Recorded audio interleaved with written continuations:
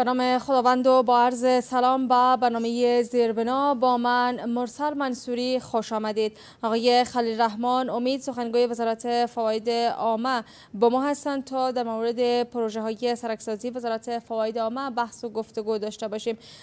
این وزارت گفته که امسال 700 کیلومتر سرک به گونه پخته و اساسی ساخته خواهد شد. آقای امید سلام، وقت شما بخیر، خیلی خوش آمدین به برنامه زیربنا.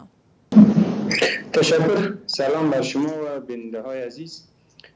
قسمی که شما هم اشاره داشتین، وزارت فواید عامه امسال بیشتر از 830 کیلومتر سرک را تحت کار دارد و انشالله که قسمت های زیادی از این سرک امسال تمام خواهد شد و یک قسمت بعدی از او میماند به سالهای بعدی که همه قسم دیزاین شده و مثلا در یک سرک در چند سال که دیزاین شده یک بخشش در مثال تکمیل میگردد. بله آقای امیدین، کیلومتر مربع سرک را گفتین به طول 700 کیلومتر سرک را قرار است بسازین. آیا شامل بازسازی هم هست یا نه؟ میخواین که ایجاده ها را از نو بسازین، ایجاد کنین و در کدام قسمت ها می باشه ایجاده ها؟ یک چیز را باید تصحیح کنم که 700 کیلومتر نه بلکه 800 کیلومتر یا بیشتر از 830 کیلومتر سرک هستند که ای از نو یعنی از سر ساخته میشه و سرک هایی که دوباره ترمیم میشه و یا هم قسمت های سرک که خواهی ویران شده یا تخریب شده او را که ما دوباره ترمیم میکنیم ای اعمار شامل نیست. ای تنها سرک های هستند که از سر ساخته می شود. بله، این سرک ها در کدام مناطق می باشد؟ در کدام ولایت ها و کدام ولسوالی ها؟ کدام ولایت بر اولویت قرار دادین؟ د افغانستان په ټولو ولایتونو کې د متوازن انکشاف پر بنیاد باندې د افغانستان په ټولو ولایتونو کې جوړیږي چې دقیق یعنی معلوم نه دی چې څومره کیلومتر په کوم ولایت کې اوس لازم سره د شمیرې نشته، خو د افغانستان ټولو ولایتونه 34 ولایتونو کې دا سرکونه دي او اکثریت برخه اوس مهال زموږ زیات تمرکز پر دې باندې چې پر راتلونکو کلونو کې څنګه کولای شو لوی لارې یا د افغانستان هغه لارې چې ترانزیت ور باندې کیږي او اوس په نسبتا خراب حالت کې دي پر هغې باندې زیاته پانګونه وکړو او دا سړکونه له سره جوړ کړو او ورته بدیلې لارې لومړی په پام کې لرو چې کله هغه تکمیل شي او بیا تر هغه وروسته د دې لارې پر اساسي جوړېدو باندې کار پیلوو. اوس مهال ټولګټو وزارت د لوی لارو له جملې څخه د شرق او غرب د دهلیز پر ځینو برخو باندې کار کوي چې په دې کې په چغچران ګردندیوال پروژه ده چې په میدان وردګ ولایت کې د 80 کیلومتر په شاوخوا کې پر هغې باندې کار روان دی. همداشان په غور ولایت کې د دې سړک په ځینو برخو باندې کار روان دی او بل پلو د شمال سویل پر دهلیز باندې په ځینو ځایونو کې کار روان دی.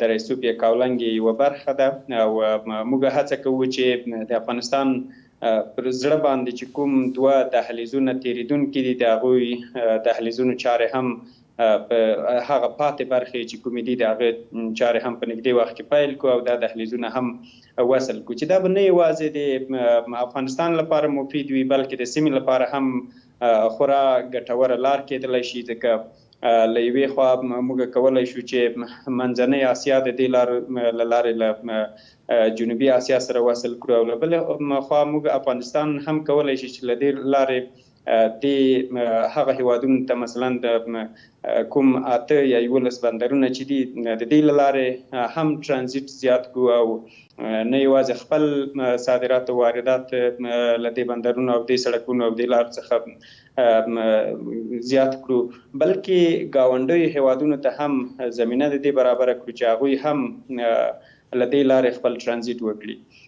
ترڅنګ یې په راتلونکو کلونو کې د ټولګټو وزارت زیات فوکس د سالنګ پر لویه لار دی همداشان د کندهار کابل پر لویه لار، د کابل جلال آباد پر لویه لار او پر ځینو نورو هغو لارو چې خلک یا د ترانسپورت په برخه کې او هم د ترانزیت په برخه کې زموږ درانه هیوادوال له ستونزو سره مخ کړي دي.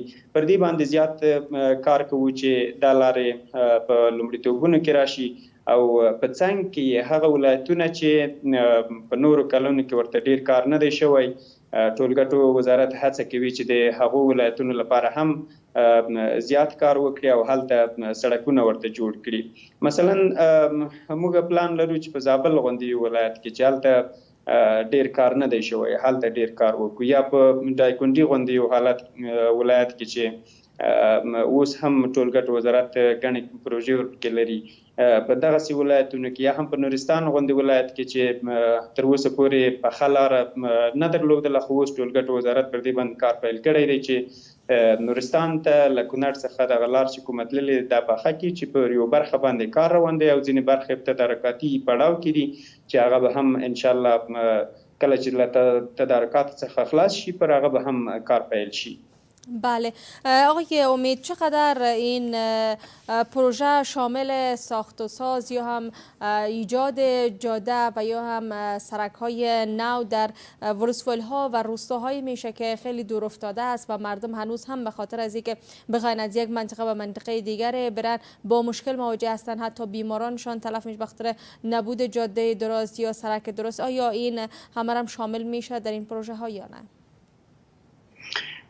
هو ټولګټو وزارت دوه ډوله سړکونه جوړوي. یو د کلیو د لار جوړونې له ملي پروګرام له لارې یا انرف چې ورته وایي، دا پروګرام تازه ټولګټو وزارت ته له انکشاف دهات وزارت څخه را انتقال شوی دی. په دې کې ډیر فوکس پر کلیوالي لارو باندې کیږي، یعنی هغه سړکونه چې کلي له ولسوالیو سره نښلوي. دویم ډول سړکونه هغه سړکونه دي چې ولسوالۍ له ښارونو سره نښلوي، او دریم ډول هغه چې ښارونه له مرکز کابل سره، او همداشان هغه سړکونه چې افغانستان له سیمې سره نښلوي. په دې 5 ډولو سړکونو کې ټولګټو وزارت اوس مهال سره دی چې سړکونه جوړوي، پلونه او پلګوټي استنادي دیوالونه پر دې باندې هم زیات کار کوي. په هغه کلیو کې چې خلکو خورا ډېرې ستونزې درلودلې دي، مثلا په یو سیند باندې به هغوی نشوی پورې وتلی، نو اوس ورته ټولګټو وزارت دا زمینه جوړوي چې هغوی ته په سیمه کې پلونه جوړ کړي، پلګوټي جوړ کړي، تر څو وکولی شي هغوی په اسانه توګه له ښارونو له ولسوالیو او له کلیو سره وصل شي او له دې لارې خپل مشکلات حل کړي. پاتې شوله د کلیو سړکونه موږ خورا ډېرې، یعنی تقریبا 215 په شاوخوا کې پروژې لرو چې لویه برخه یې د کلیوالي سړکونو یا هغه سړکونو دي چې له کلیو او ولسوالیو یا د ولسوالیو او ولسوالیو ترمنځ غځېږي او پر دې باندې کار روان دی چې انشاءالله په خورا چټکتیا سره دا کار جریان لري. او موږ به وکولی شو چې له دې لارې په سږ کال په 1400 کال کې لوی شمیر پروژې تکمیل کو چې اوس هم هره ورځ که تاسو د ټولګټو وزارت هغه رسنیزه څانګه تعقیب کړئ، هره ورځ یا په هفته کې نږدې یوه یا دوې پروژې تکمیلیږي.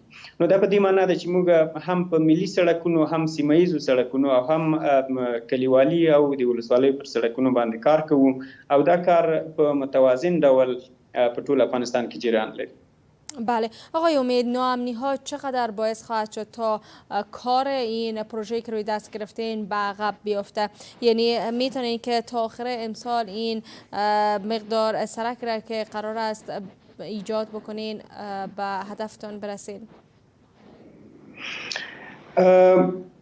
ناامني یو له هغه دلایلو څخه دی چې د ټولګټو وزارت کارونه ځنډوي. در این شک نیست که وزارت فایده‌مند در همه نقاط افغانستان، جایی که مردم در اتصال سرک با مشکل مواجه هستند، وزارت کوشش میکنه که در اوجا سرک‌ها را بسازه، ولی ناامنی یک علت است که ما نمیتونیم پروژه هایی که برای یک مدت معین شده در اوجه پلان است که تطبیق شود او تطبیق کرده نمیتونیم. شما شاهد حال هستین که وزارت فایدامه بالای سرک لاین دوم کابل جلال آباد که استملاک و کارهای سرویشان جریان داشتن، 2 بار این سروی و این جریان آغاز شد، ولی متاسفانه که ناامنی بوده و ما نتوانستیم که سرک را به وقت معینشان کارهای استملاک و سروی از را تکمیل کنیم.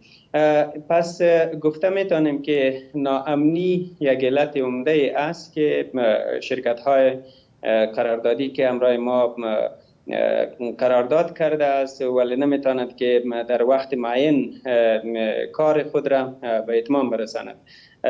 بله، ناامنی یک علتی است که کارهای ما را با کندی مواجه کرده است.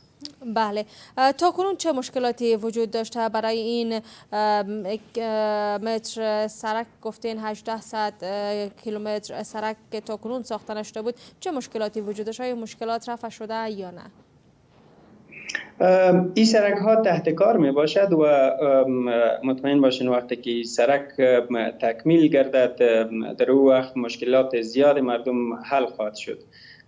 مثلا حال یک سرک در تخار، سرک ماورای کوکچه تحت کار می باشد که در 6 بخش است. وقتی که این سرک تکمیل شود ما می توانیم که یک بندر دیگه یا یک راه دیگه را با تخار و تاجیکستان وصل نماییم که نه تنها اتصال ولایتی و ولسوالی بین ولسوالی را به میان می‌آورد، بلکه ما اتصال منطقوی را هم از طریق همین پروژه ها می‌خواهیم که به میان بیاریم. پس سرک های هستند که به مردم بسیار سهولت های زیاد را به میان خواهد آورد و این 1800 کیلومتر سرک یک بخشش جغلی هم می باشد ولی بخش زیادش اسفالت یا قیرریزی هستند که سرک های معیاری نمبر 1 نمبر 2 در این شامل می باشد.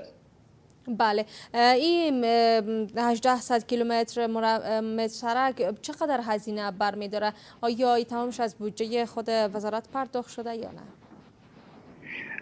شما شاهد هستید که هر سال هر وزارت یک بودجه معین شده را یا تخصیص شده را مصرف می‌کند. بله. برای امسال وزارت فایدامه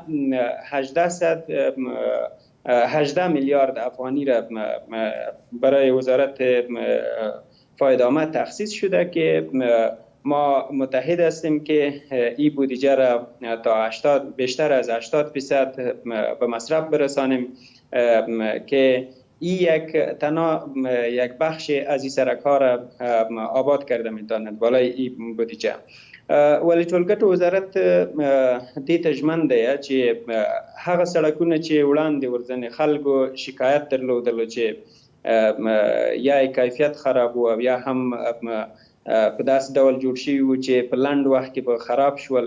اوس ټولګټ وزارت دا دې برخې ته خورا ډېر جدي پام کوي چې سړکونه په معیاري ډول جوړ کړي او په هغه باندې چې کوم سټنډرډونه په سیمه کې منل شوي دي هغه په افغانستان کې هم تطبیق شي په هغه ډول پروژې.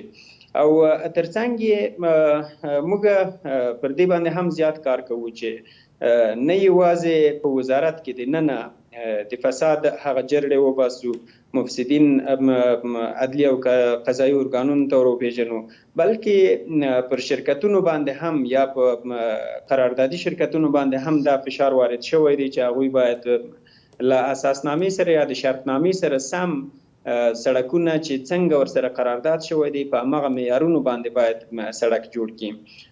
وړاندې کلونو کې یا په ځینو مواردو کې دا ستونزې موجودې وي چې خلکو هم ورځنې شکایت کول او موږ ته هم د قناعت وړ نه دي. خو د ټولګټو وزارت اوسنۍ رهبري پر دې باندې خورا ډېر کار کوي چې سړکونه د یوې ملي پانګې په توګه لږ تر لږه د 20 کلونو لپاره هر سړک د استفادې وړ وي.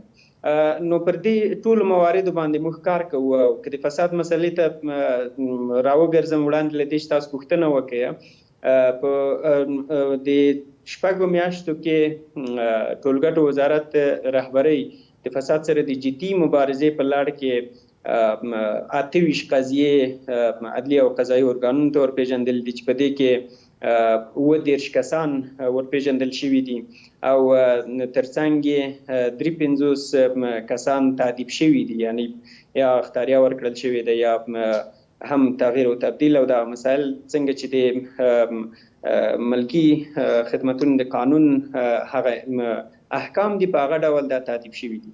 دریم مسله دا ده چې موږ اوس هم 30 قضیې تر کار لاندې لرو چې دا هم وڅېړل شي او هغه کسان چې په فساد ککړ دي که هغه د یو سرویر له بحث څخه نیولې بیا هم ان د وزارت د معینیت تر بسته پورې دومره کسان په دې کې شامل دي.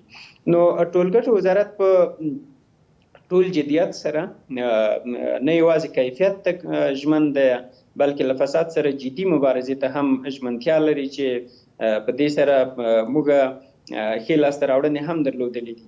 اوس په دې لنډو څو میاشتو کې د هغه پروژو کارونه چې له کلونو راهیسې ولاړ وو په خورا جدیت سره پیل شوي دي او اوس مهال که تاسو حتما به خبرونه اورېدلي وي کومې پروژې چې کارونه په ټپه ولاړ وو لکه د کابل میدان وردګو دویم لاین سړک، همداشان په هرات چشت شریف سړک، همداشان د هرات څخه د غور څخه هرات لوري ته د تعلقانو په دننه کې سړکونه، د نیلي ښار سړکونه، همداشان د جلال آباد ښار سړکونه، دا ټول په خورا جدیت سره کارونه پر مخ یوړل شول چې ځینې تکمیل شوي دي دا پروژې اوس او ځینې هم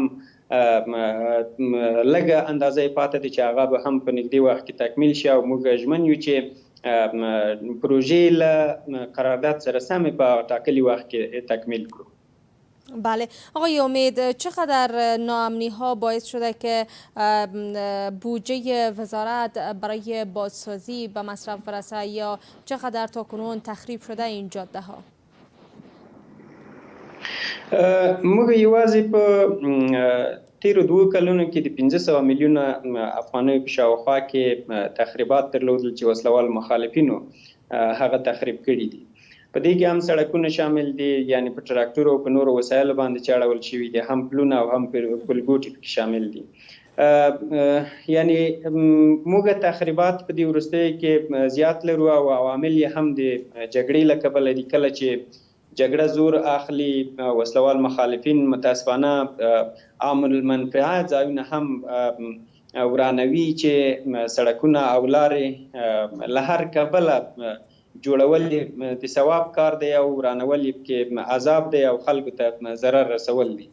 نو وسلوال مخالفینو پر دې باندې رحم نه دی کړی او په ډیرو ځایونو کې زموږ لوی پلونه چې سلګونه میلیونه افغانۍ لګښت ور باندې راځي او دا پیسې له بېلابېلو لارو څخه د افغانستان دولت یا دغه ملت ته په لاس ورځي او بالاخره بیرته پر دې سړکونو باندې لګول کیږي چې متاسفانه مخالفین یې ورانوي او له دې څخه ملت ته زیان رسي. تاسو به لیدلي وي چې کله لاره خرابه وي، اوس د 2 ساعتونو لاره 5-6-7 ساعتونو ته ځنډېږي.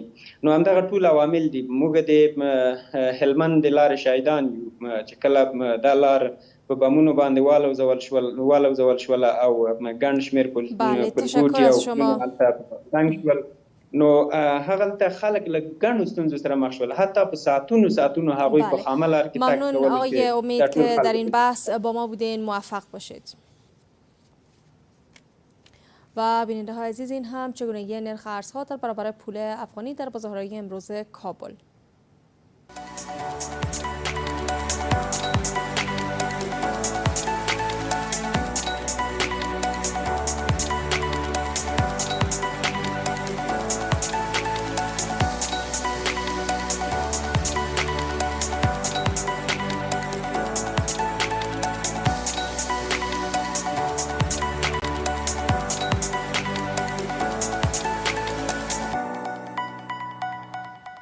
و حال هم بهای طلا.